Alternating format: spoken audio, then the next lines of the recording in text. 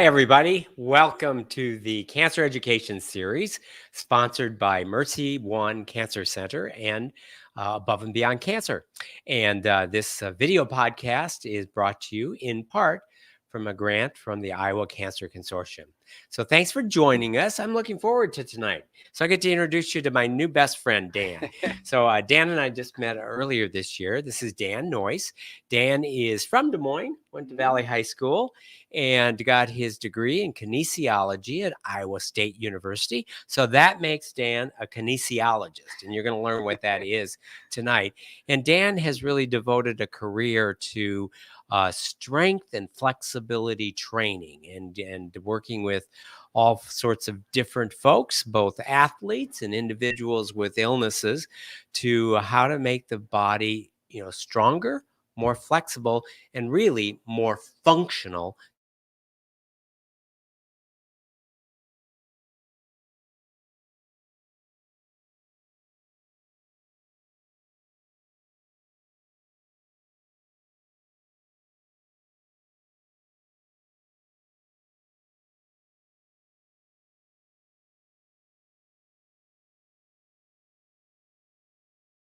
Yeah, good questions. No, I had never heard of the word kinesiology before. In fact, when I decided to go to Iowa State and start my college education, I actually had no idea what I wanted to study. I think probably both of my parents could attest. I was kind of focused on other things outside of that, having fun and playing sports and all of that. Were you an athlete in high school? I was an athlete in high school. What were your primary sports? Football was a primary sport. Ran some track up until senior year, and track was really to help facilitate speed in football. Yeah, we had a fun football career. We were state champs actually our senior year, which was awesome. And your position? I was safety. Safety, okay. Yep. So yeah, it was. Iowa State was great. I started out as a liberal arts major just because I had no idea what I wanted to do. But I had some friends that were going through the kinesiology degree, and to be honest, I kind of thought, hey, okay, kinesiology, I can go do PE type classes and play sports and learn about the science behind exercise and movement and all of that. So even I think when I declared to get my degree in kinesiology, I really didn't know what it was, but quickly learned that it's kinesiology is really just a study of human movement. And I think early on in college and even throughout college, Iowa State was great. I loved it, but it was a lot more the science behind exercise itself, which I was fascinated with. I really enjoyed learning about. But as I got out of college and started my career as a kinesiologist, I kind of dove into a little bit more of the actual human movement side of things, which is really where my passion is today. So. Yeah, and when you get into a human movement, you can't separate, the mind, body, spirit, and the psychological and philosophical and emotional condition that one is in affects body movement. Absolutely. Yeah. And I think one of the biggest perspective shifts for me, especially after leaving college and getting associated with this system known as functional range systems, which is really what I utilize to help people and educate people, give them the tools to be able to assess their own joints on a daily basis. With that information, allow people to determine when problems might be coming up with their joints, anticipate injuries before they occur, and really allow people to continue doing the things that they love. I think one of the biggest shifts, and going to your point, Doctor, was, today and, the year 2021 and even, the recent past, our normal way of life is really pretty abnormal for the way that the human body was designed. And I think that was a really interesting thing that I kind of learned, in that evolutionarily speaking, we were naturally selected to be hunters and gatherers, right? Where our entire survival depended on movement.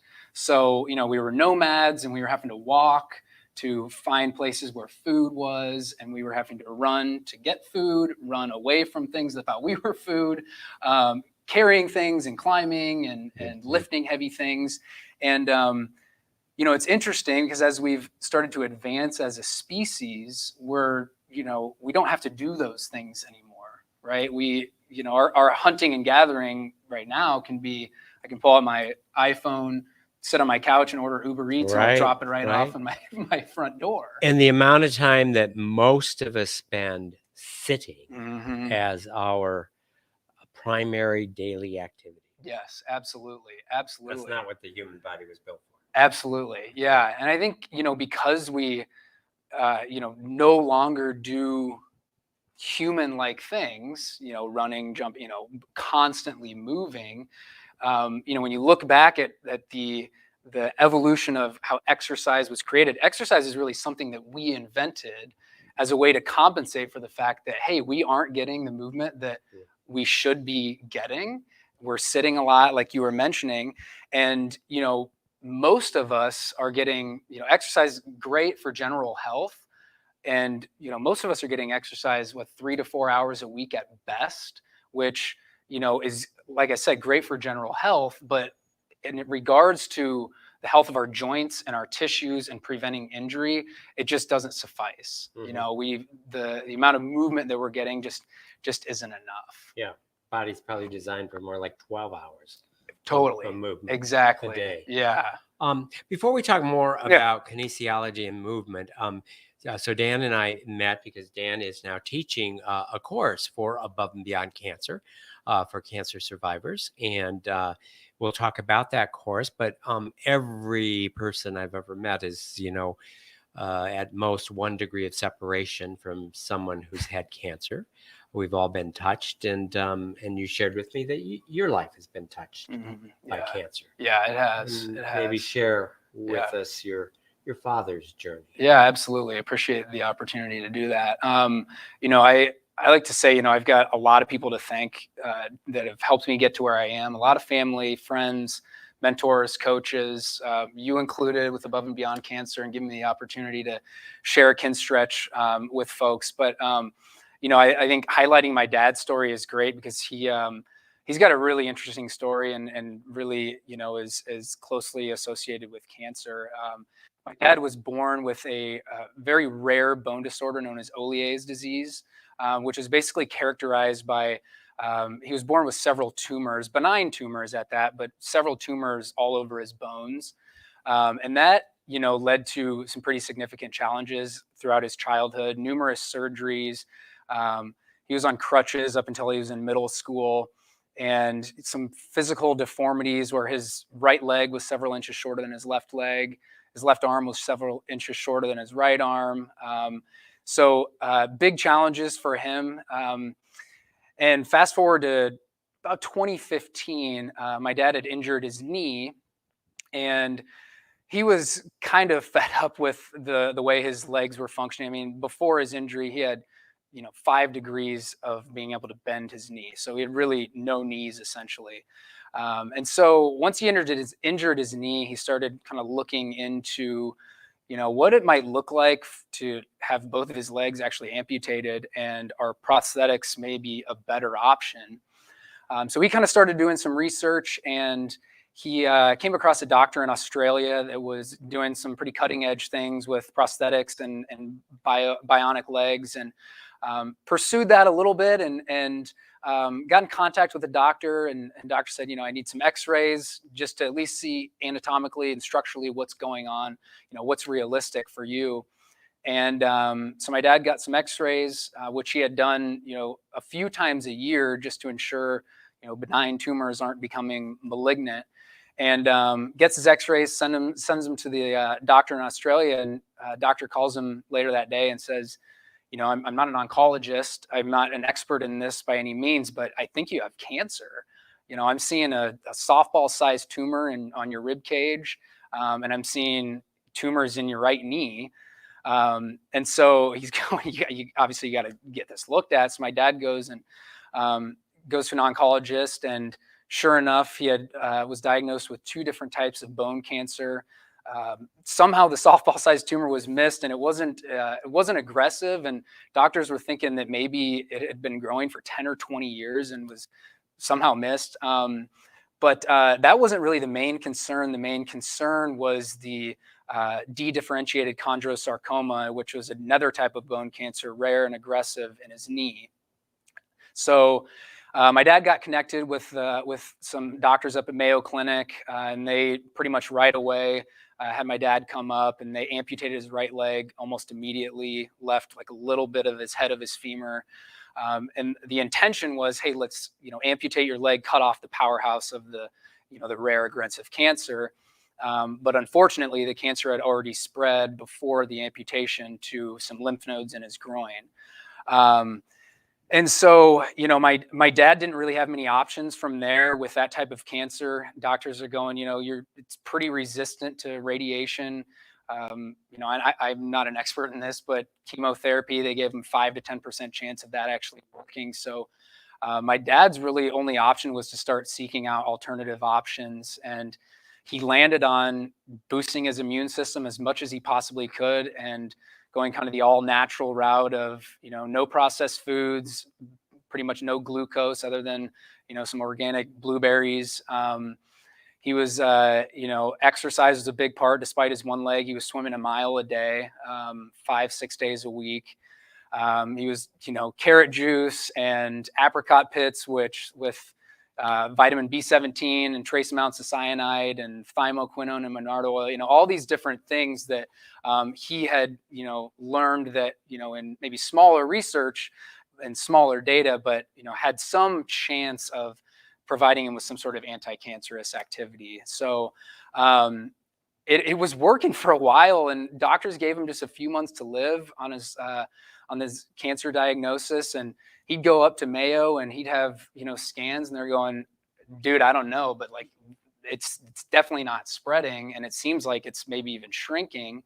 And this happened for about 1.5 years where he was living high quality of life despite the one leg, and, traveling the world and sailing and scuba diving and doing all the things that he loves to do. And, it worked for a while, and eventually, cancer just took over, and he passed away in about 2 weeks once he started going downhill. But I just want to give a shout out to him, just in his attitude on it too, because he was one of those guys that's always like, look, you're dealt a hand in life that you can't control what hand you're dealt, but what you can control is how you play the hand. And that just really inspires me most importantly, as just a person that, goes through daily struggles. But I think professionally too, for me, looking at the human body is in the musculoskeletal lens, really looking at why are injuries happening? How can we prevent injuries from happening? And then, given all that information, how can I teach people to become their own health advocate like my dad did, to be able to, take care of themselves, rather than kind of depending on waiting for injuries to happen. And so, Dan, when your dad was diagnosed with a malignant bone tumor, where were you in your life journey? So I was in Chicago. So you were out of college. I was out of college in Chicago at the time. Yeah. And were you able to play a role in helping him develop a rehab program after his amputation and develop a exercise program? Yeah. Or was your dad so self-sufficient at that point?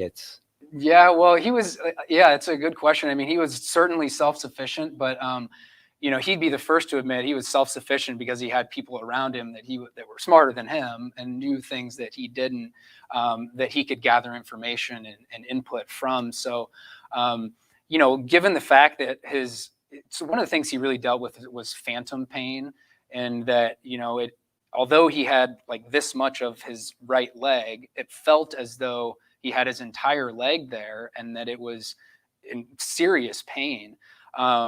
And so one of the things that I started having him do, that he learned pretty much days after I taught him from the prosthetic experts, were doing just rotations of his femur inside of his pelvis.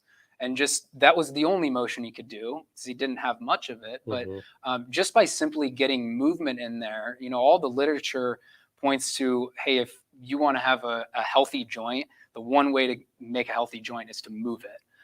And so the fundamental motion of the hip is rotation. So he was all day, every day, rotating his femur in his socket. And then, we can go into a little bit later, but part of Kinstretch is looks at, prerequisites to movement. So do you have enough range of motion to be able to safely perform whatever activity it is that you love to do? And given that swimming was his thing, some of the things we were doing was making sure he had enough range of motion in his thoracic spine and his shoulders to be able to, safely perform that movement, because it was really the only thing he could do. And, there's chances of overuse injury and things like that. So it was ensuring that wasn't going to be the case. So what does it feel like, either emotionally or philosophically, to have gone with your dad through his journey with cancer, and now here you are teaching a class to a group of cancer survivors? Yeah, it's pretty surreal, to be honest.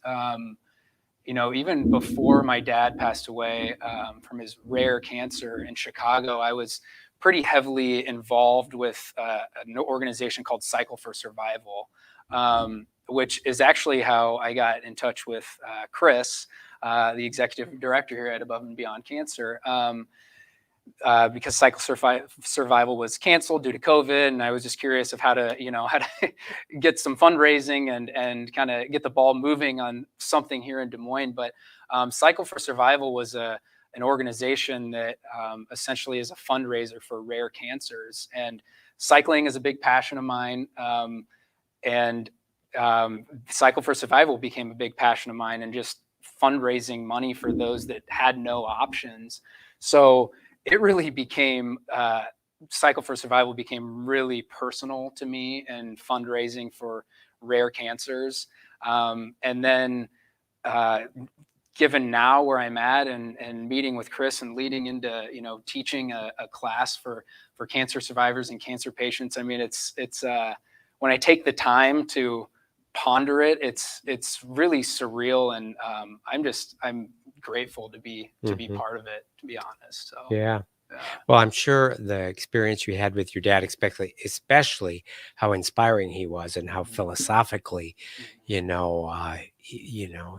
took lemons and made lemonade, and as much as possible lived a full life, always reaching above and beyond, and not feeling sorry for himself, and to be able to take that philosophical lesson and then help spread that to others. Yeah. Absolutely. Well, let's transition a bit into talking a bit about Kinstretch. So first of all, maybe what is Kinstretch? What does that word mean? And what are the principles behind it? And who benefits from this type of practice? Sure. Yeah. Great question. So, I guess I'll start with my son Luke, because I think he's a good starting point here. I've got an 8-month-old son who, him and my wife Emily might be watching at home. So hi guys, I love you. Unbiasedly, he's the cutest baby in the world. Maybe it's biased, whatever, but he's cute anyways. So, when to me, it's fascinating watching him develop in all sorts of different ways, emotionally, mentally, and especially physically for me. It's amazing to see the positions that he can get into. He's got a foot over his head, and he's got an arm behind his back and twisted all over the place. And, he sits in this perfectly upright posture in a splits position, 180 degrees, So, and then I've got kids or friends that have kids that are a little bit older that are walking around, and they can sit in this beautiful deep squat, their butt to the floor, and play around and dig in the dirt and all of that. And, it might sound crazy to a lot of us, and it did to me prior to getting into Kinstretch, but once upon a time, that was us. We were in the splits and foot overhead and deep squatting. And I've got a friend that's a PT, and him and I talk about this a lot, that, most of us think that, hey, our range of motion and our ability to move freely and get into those wild, crazy positions, most of us think that goes away because of age.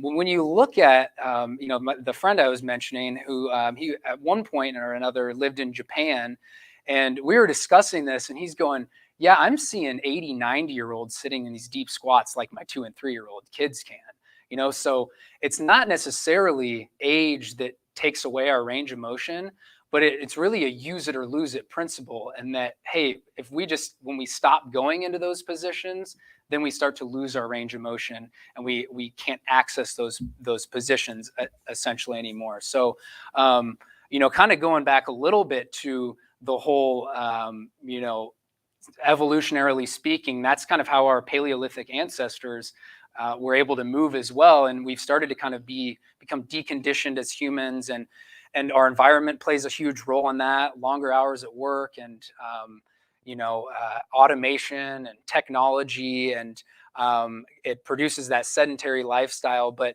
kind of simply put, our bodies just don't move the way that they should. And this is kind of where Kinstretch comes in. Is we say, okay, we know we need to move more. We know we need to exercise more. So, okay, I sit at my desk for 8 hours a day. I'm going to, take up hiking, take up yoga, lift weights, cycle, run, whatever it may be, which is all fantastic. But the challenge is that because we've adopted kind of the sedentary lifestyle, even if we are active, relative to way back when, it's a sedentary lifestyle. And because of that, we started to get stiff and tight, and our bodies just simply aren't prepared for those activities, no matter how good they are. So, I think oftentimes, and I'm certainly have been guilty of this several times, but rather than kind of looking for the cure of, okay, why did I get injured in the first place? We look for relief, and whether that's in the way of 10-second stretching that just makes you feel good initially, or it's cortisone shots or pain medication, or massage or chiropractic, and all of these things that certainly have their place. But the commonality between all of them is that it's going towards relief and not necessarily why did I get injured in the first place. And that's kind of where Kinstretch comes in. Is we're always in Kinstretch talking about prerequisites and saying all movements, hiking, yoga, whatever it might be, have prerequisites, where if your body doesn't have the prerequisite range of motion to safely perform that movement, then the result is injury. So I like to usually give a couple examples, if that's okay. Sure. The first example I'll give, just to kind of illustrate prerequisites, is let's say I'm a coach at a gym, and I've got my 6 to 7 a.m. class coming in. I've got 100 people coming into the class. And I'm writing a workout for all 100 people. It's going to be the same workout as in a group setting. And the workout of the day is going to be 100 snatches. And for those that aren't familiar with the snatch exercise, it's basically, and I guess I can do a quick little demonstration, but it's basically, let's say you pick up a weight off of the ground, you bend over, pick it up, you drive up, you catch it overhead in the bottom of a squat. Okay. Now, if we were to look at like what the prerequisites for that movement are, we'd say, okay, well, I need enough hip flexion, knee flexion, bending, and ankle flexion, dorsiflexion here, to be able to safely get into the bottom of the squat. And then additionally, I need enough shoulder flexion to be able to catch the weight overhead and to be able to hold it there. And I would need, spinal control and segmentation to be able to extend my spine and be able to maintain an upright posture in the bottom of that.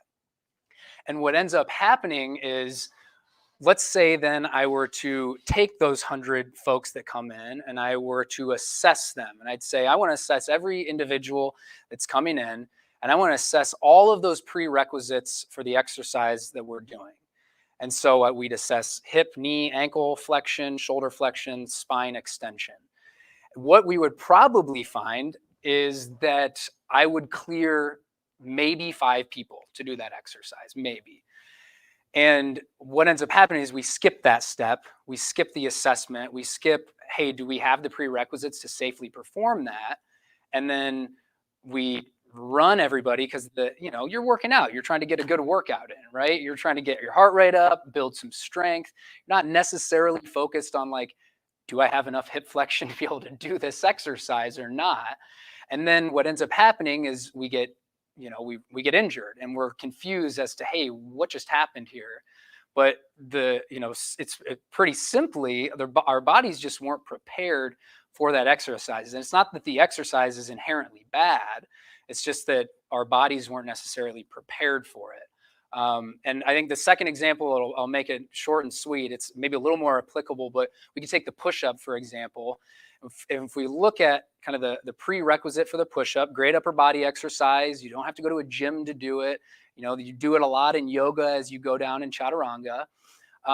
One of the prerequisites needed for a push-up is wrist extension, right? Because if you look at a push-up, ideally your wrist can have at least somewhere around 90 degrees of extension to be able to safely perform it. And if you can't do it, sure, you can choose to go forward with the task and still do a push-up, but what you're going to use is some sort of secondary motion. So because you don't have enough wrist extension to get into a push-up, then your elbow may do something funky, or your shoulder may compensate for the lack of mobility at your wrist.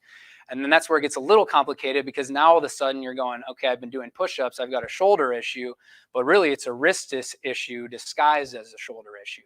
So what Kinstretch does is it provides you with the prerequisites that you need to be able to perform your activity safely, efficiently, and effectively without fear of injury. So it's literally for everyone, to be honest. It's for every individual that's active, that wants to continue being active. So a part of it, I would imagine, is some sort of an assessment of flexibility. And would you say it's generally true or not true that if people are stiff, they're generally stiff at many different joints? Or do some people have great flexibility at certain joints and horrible flexibility at other joints? Yeah, that's a good question. You do start to see patterns of where people have excessive movement and where people can't move.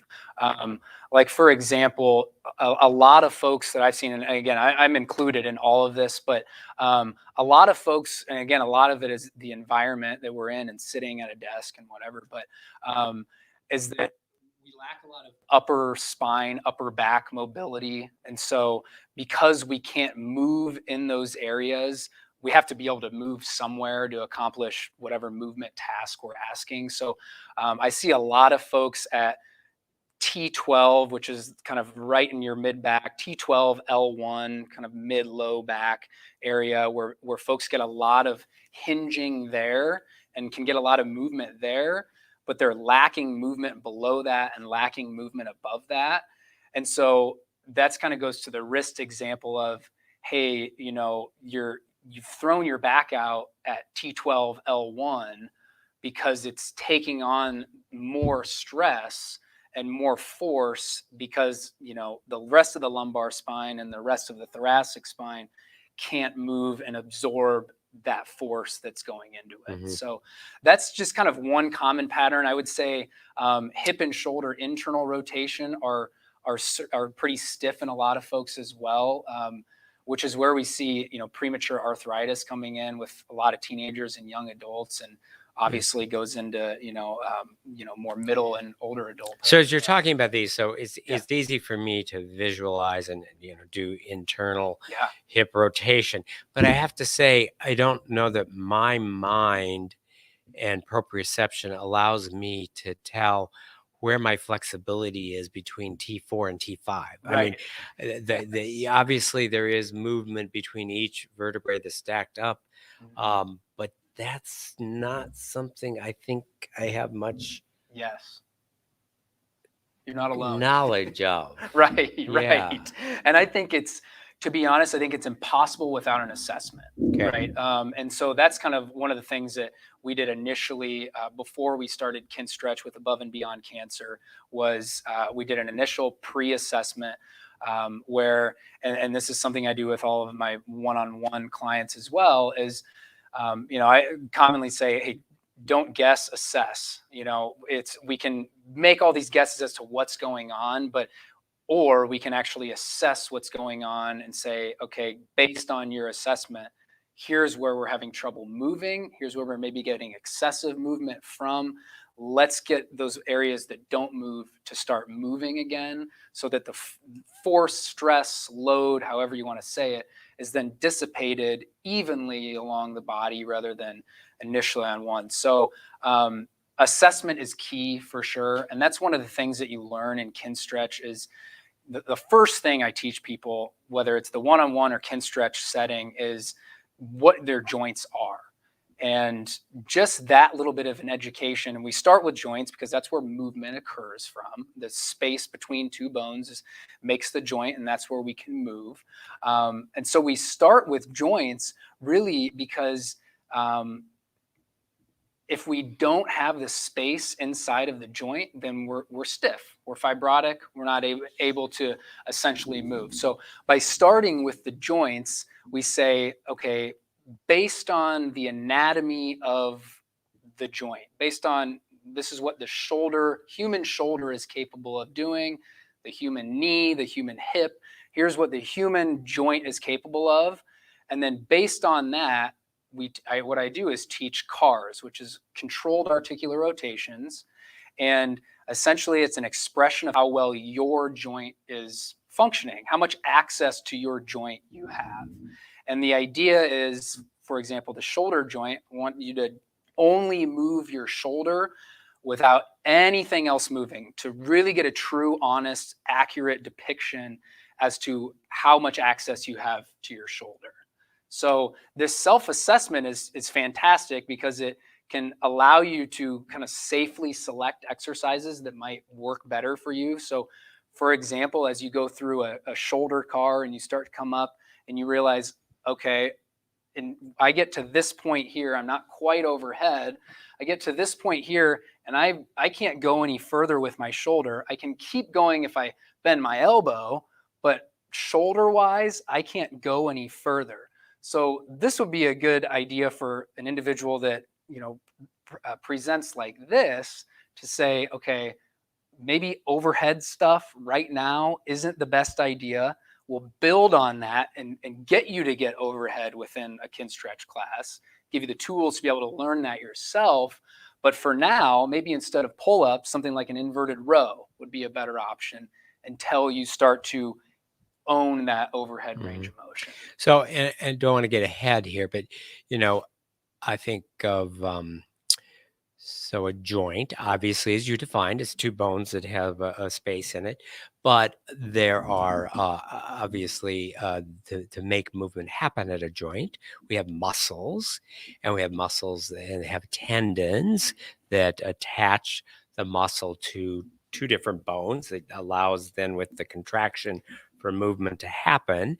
But then we also have ligaments that kind of hold the joint together. And so muscles can get stiff and tight, ligaments can get stiff and tight. So the fact that one has a limit of movement from what is normal for the joint, that limitation can be because of stiffness of muscles or of tendons or of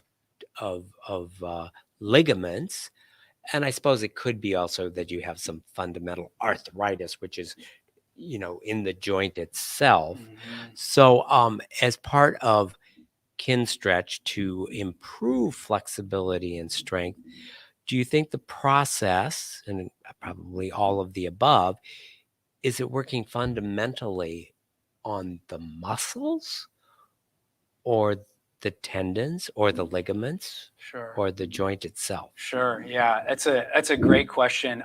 This was a big perspective shift for me when kind of learned this because traditionally when I learned anatomy at Iowa State and even kind of early on right after Iowa State, and you would know this better than me for sure as a doctor, but I was able to do a couple of cadaver labs and the textbooks, and traditionally you learn anatomy as individual structures with individual functions, right? Where this muscle originates here, inserts here, and has this action. And what was a huge perspective shift for me, and it still is, I think, but it shows just the complexity, and it gives you just a great appreciation for the beautiful design of the human body. When you get down to the cellular level of what most of our body is made of is connective tissue, right? So bone is connective tissue, skin is connective tissue, fascia, which covers the muscle and is intertwined in the muscle, is connective tissue, and the muscle doesn't live independent of that fascia, so it is in a sense connective tissue. Tendon is connective tissue, ligament is connective tissue. So the fact that at a cellular level, all of these things are connective tissue, which are really made of three components. And the difference between, say, bone versus a tendon is they're made of, for the most part, the same three things. It's just changes in composition of those things. So cells, fibers, ground substance make up connective tissue. And then bone has more fibrous-like things, more fibrous-like stuff than, say, a tendon has more, ground substancy, fluidy type stuff. So I guess what's interesting and what's really a fundamental principle behind Kinstretch and functional range conditioning and all of that is that it's they joke and say it's all stuff that turns into other stuff and it's made of the same stuff essentially. So it all kind of bioflows together. And so when you're stretching, say you're stretching your piriformis, for example, let's use a muscle that people know where it's at. Sorry. Yes. Yes. Fair enough. Yeah. Let's say you're stretching your glute. There we go. Your butt cheek there. Everyone knows where their glute Thank is. you. Yeah. We might get different opinions about where your piriformis is. You're right. Yeah. He said what? So let's say you're stretching your glute. You're not necessarily just stretching like one targeted muscle, but you're stretching the nerves that innervate it. You're stretching the tendons, the ligaments, and all that. And that's kind of why we get all the way down to the joint level, because ultimately everything ends up turning into those two bones, and then the capsule that kind of connects the two bones, the joint capsule. And that's that capsule, the closest, deepest level of the joint, the deepest tissue of the joint, is the first thing that registers movement. So our muscle isn't really the first. When I start to bend my elbow, my bicep muscle isn't the first thing that registers that I've started to bend my elbow. It's really the deep capsule tissue that registers it first, sends those signals up to my brain. Brain really doesn't know anything about what's happening in terms of movement. It's dependent upon our body telling it where it is in space through receptors. And then our brain takes that information in, and then it tells our body, oh, you need to slow down. You're about to enter a danger zone of injury, or whatever the case may be. And I think, kind of touching on one last point of your question, Doctor, it's really interesting when, I don't know if anybody watching has had an ACL reconstruction, but typically what ends up happening in an ACL reconstruction is that the surgeon will take a piece of tendon, or maybe a tendon, but oftentimes maybe the patellar tendon, which is the piece of tissue that attaches your quadricep, front of your thigh muscle, to your kneecap, or I guess becomes. But they'll take a piece of that tendon and they'll place it as your new ACL, and that's your new ACL. And immediately after that, if we were to look at that ACL in the microscope, you're going to see a tendon. But then 3 years later, we look at that same ACL and you're going to see a ligament. And what's interesting is that the force that we're actually feeling, like how we use our body, really dictates what tissue that our cells basically produce, or what our cells tell that environment that it should live in. So it's the same thing with like osteoporosis. You say, I'm losing bone, you need to do weight-bearing activity to start to build bone back up. So you do weight-bearing activity, apply force into the bone, and the cells of the bone say, oh, okay, yeah, I need to make more bone due to that extra force that's going on. So, yeah. You know, let's shift a little bit. We talked about how we were going to do this. I think we need a little bit of practical application. I like it. Yeah. Okay. Perfect. So let's move the tables. Let's have you do a little mini assessment. Sure. And then some actual exercises to work on, Sure. strength and flexibility. Definitely. So they kind of go hand in hand, right? Absolutely. Right. You can't just have flexibility. You can't just be a wet noodle. Right. And you can't just be a muscle bound, rock. You've got to have the ability to be flexible and strong. Absolutely. Okay. Yep. I love it. Let's do it. Okay. Are you my demo man? Well, do we have a studio audience member? We do. We have a studio audience member.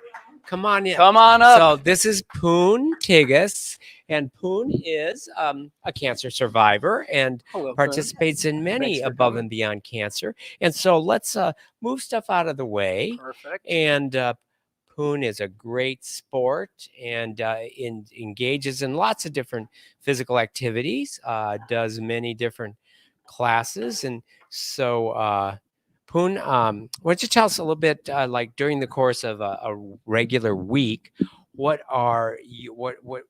classes do you participate in terms of engaging in physical activity? Or not necessarily even classes, but what do you do in terms of physical activity to keep fit? Spin class once a week with Dr. Deming, aqua class 3 times a week, and urban pole walk, and I do that about 3 to 4 times a week, once with an instructor and 3 times on my own. So hiking, walking, aqua exercise, and cycling. Yes, yeah. Little weights.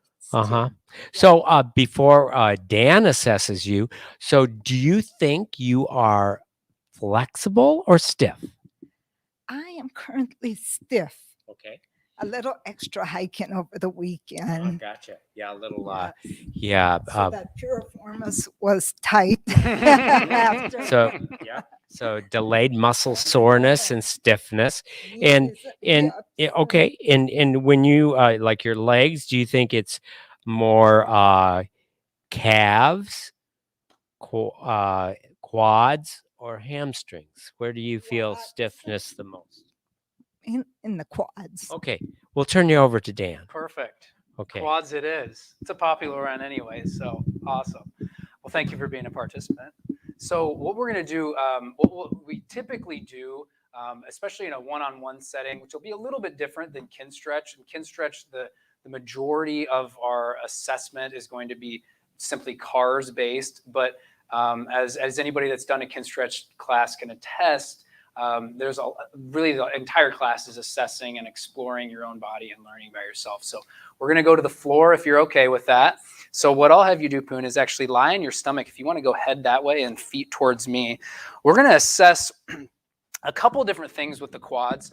Now, most of the time we do assessment, we'll either just do a passive or an active assessment, but it's really important to do both because the ratio actually matters. Depending on what we find in the assessment, that can then dictate what the actual input that we need to do to improve said knee flexion or quad health. So what we're going to do, Poon, is I'm going to actually bend your knee. You can just stay relaxed here for me. And we're going to look at a true assessment as to how much passive range of motion you have. Passive being you're going to relax. I'm going to be the external source that's going to take you into a stretch. So I'm going to go ahead and you just stay nice and relaxed. Take a couple breaths. Nice slow exhales. In through your nose, out through your mouth. And what I'm going to look at is just, I want to get a real honest evaluation as to how much knee flexion you have. The main compensation we're going to see is that your pelvis is going to want to move when we start to run out of space. Okay, so you stay as relaxed as you can. I know it's tough to do, but just keep breathing slowly, nice and relaxed. I'm just slowly moving Poon into her passive range of motion, or really how flexible she is. So far, pelvis is good. Oh, Poon, I don't know. I tell you, your quads are pretty darn good here. Passively, at least here. So Poon's pelvis has not moved yet, and I am all the way to her glute with her heel. So we cannot get any better than that passive range of motion. So now, Poon, what we're going to do is I want to assess your active range of motion. So remember, you got all the way here with your quad. You're going to very slowly, you're going to follow that same path that I just took you on, and you're going to go nice and slow, and I'm going to have you stop when your pelvis moves, because that's where we've run out of space at the knee and we're starting to kind of get secondary motion. So you go ahead nice and slow. Let's kind of pause there, take kind of a reset, take a breath there, and then nice and slow, maybe an inch per second.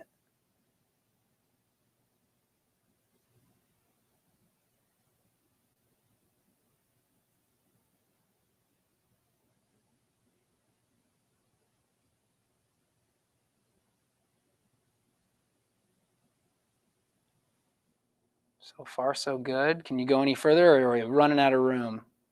Usually I go like this. Well, that will be our passive. Yep, we did that. That was good. I want to see how far you can go actively. So now Poon's using her hamstrings to curl her heel into her butt. So I got to say, that's pretty good. You can't get any flexible than you already are, for one, and you've got a pretty good ratio between your passive and active. Poon, I want to test your hamstring because, to be honest, that's fantastic. So let's test your hamstring. I'm going to have you lie on your back here. And what we're going to do now is go same thing. We're going to test your passive range of motion and your active. Same idea. Pelvis, we want to stay motionless. You just stay nice and relaxed for me. I'm going to move you up into a passive range of motion. Nice and relaxed. Go ahead and relax your leg for me a little bit more. Perfect. Same thing. We're going to go up as high as you can without your pelvis moving. You just stay nice and relaxed.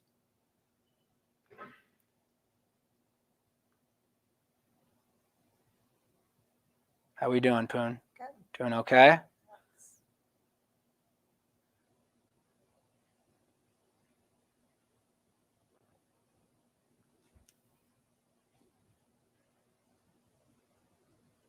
Getting towards the end, or are we doing all right? Yeah, towards the end. So we are going to call that right about there. That left leg starts to get a little movement. So this is your passive range of motion. Now what I want you to do is go ahead and do the same thing on your own power. Take it nice and slow. I'm just going to monitor your pelvis, keeping your knee nice and straight. Yep, you're doing great.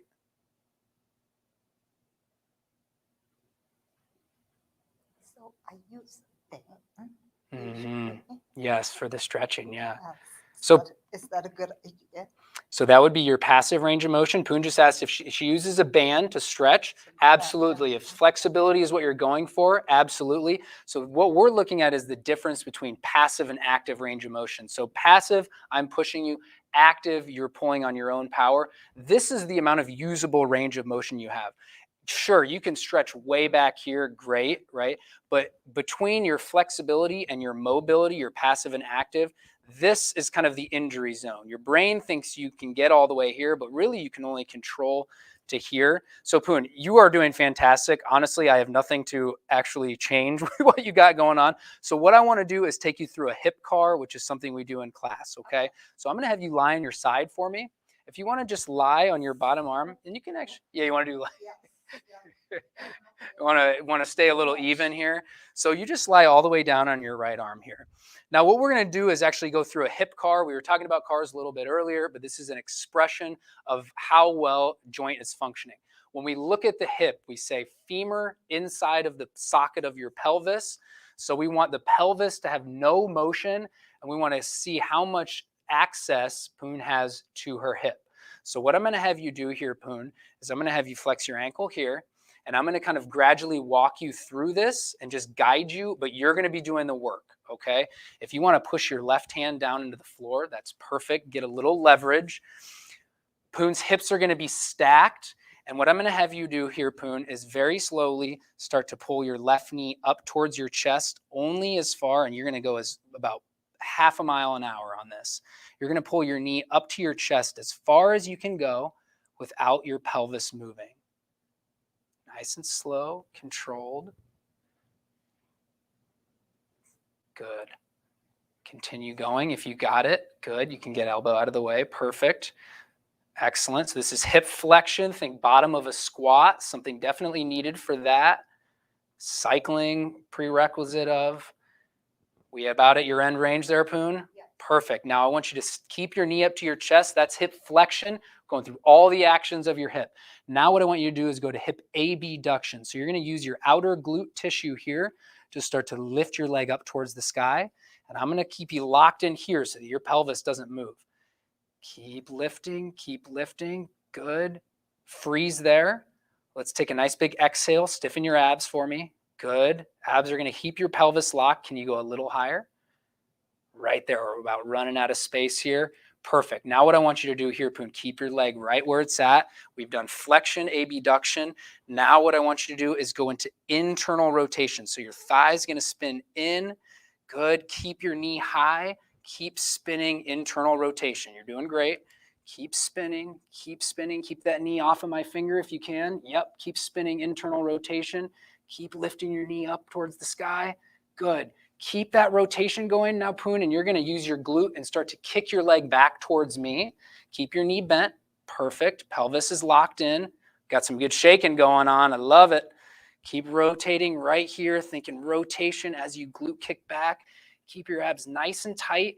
So we've got hip extension now, big prerequisite for running, walking. And then from here, Poon, you're going to keep trying to kick back behind you as you use your inner thigh tissue to slowly lower your knee down towards the floor. Nice and slow. Keep your knee bent at the same angle all the way through, so we're all hip. You're going to lower your knee as low to the floor as you can. And once you've run out of room there, Poon, we're going to reverse directions. We were halfway there. I promise we're almost done. So now, Poon, we're going to reverse it. Kick back again. Keep your knee bent here for me. Perfect. Keep pelvis locked in. And then what I want you to do is use that outer glute again to lift your knee up to the sky. There you go. Lift, lift, lift. Keep lifting. Keep lifting. Keep lifting. Sweating yet? Keep lifting. Keep that. Let's bend your knee a little bit more for me. Keep that knee at about 90. So right here. Can we bend for me here? Perfect. Keep lifting up here. Last bit we haven't hit is external rotation. So now, Poon, you're going to spin your thigh this way. Continue to rotate. Keep your knee high. Keep rotating. Keep pelvis locked in. Keep that rotation going here. Keep rotating. Good. And as you rotate, Poon, I'm going to have you bring your knee up towards your chest and continue to try to rotate your thigh this direction here. Keep rotating. Pull knee up as high to your chest as you can. Beautiful. See if you can rotate your hip more this way. So we're going to get more external rotation. There it is. Beautiful. Keep externally rotating. Knee towards your chest. Beautiful. And then we'll slowly lower knee back down on top of your bottom knee and you can relax. Beautiful. Thank you, Poon. How are you feeling? Is that okay? Yes. A lot of hip, right? Yes. Yeah. Well done. Thank you. I appreciate it.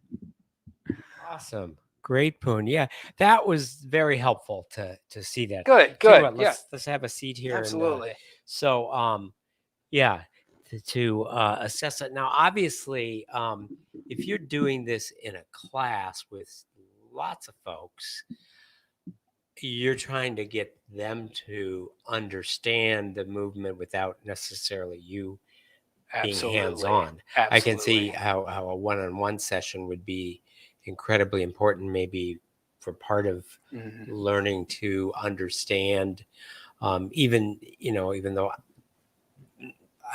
as part of my training, I know the difference between abduction and adduction and internal rotation. I mean, those words don't always translate from the brain to the body for Right. everyone. Absolutely. And then that's just one joint, Right. but you probably don't just focus on one joint per class. Absolutely. Yeah, absolutely. So how do you go about teaching a group class? Yeah, it's certainly, it's more difficult for sure. But one of the things I'm always trying to kind of reiterate every class is that, hey, in class, we're here to really just practice what you hopefully have already been doing. So the group we've got now with Above and Beyond Kinstretch, we're doing incentivizing doing your cars every day.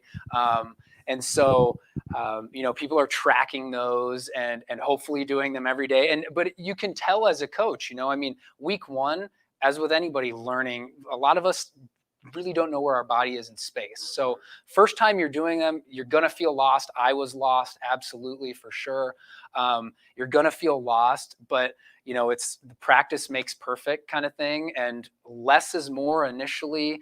It's hard to isolate one joint at a time, but starting small, just getting perception of those tissues first before actually trying to increase range of motion. And as we go through this 12 weeks of Kinstretch through Above and Beyond Cancer, we're 6 weeks in and already seeing some pretty awesome results. And I'm not having to go around as much and all of that. So you touched on your 6 weeks in, you're seeing results. How much time of working, let's say you do the class once a week, you do your homework, when should you expect to see some improvement, and what do you perceive as improvement? Yeah. Do you perceive more range of motion, or do you perceive better balance? Do you what is the perception you have that things are better? Yeah. So I think improvement starts with just more perception of your tissue. Let's say hip internal rotation is something a lot of folks never do. So just feeling what it feels like to rotate your hip like that is the biggest indicator initially. And then we're looking at improving range of motion, because if we think about range of motion as really the base rate for movement, if I've got range of motion of my joints and can move freely, then I can do anything better with more range of motion, whether it's, cycling, swimming, hiking, running, whatever it might be. Skiing, exactly. Yes, absolutely. Climbing. Understanding, absolutely. So, range of motion after perception and feeling things, and 30 hours spent on an area of your body is what you can kind of expect. So, you spend a couple hours a week or a couple hours or an hour a day, let's say maybe, or 10 minutes a day, or whatever is realistic for you. But it could be anywhere from 4 weeks if you're putting in a lot of work and being diligent, or it could be more like 10, 12 weeks if you're kind of just throwing it in every once in a while. But certainly we'll be seeing some big results in the 12 weeks. Great. For sure. Great. So, well, Dan, thanks so much for number one, for teaching the class for Above and Beyond Cancer. Thanks for sharing it with our audience. And if anyone watching wants to become part of the Above and Beyond Cancer Kinstretch class, all they have to do is reach out to Above and Beyond Cancer at aboveandbeyondcancer.org, and you'll be able to sign up for our Kinstretch class. And so hopefully we'll keep people coming and help improve flexibility and strength one survivor at a time. Huh? That's right. Absolutely. Thanks, Dan, for being with us. And thanks to everyone for joining us. If you know someone that isn't with us tonight and would like to watch this, or you want to watch it again, this has been recorded tonight and is available at the Mercy One Cancer Center website, or you can go to the Above and Beyond Cancer YouTube channel and watch this again. And please come and join us again next week. Thanks, everybody. Good night.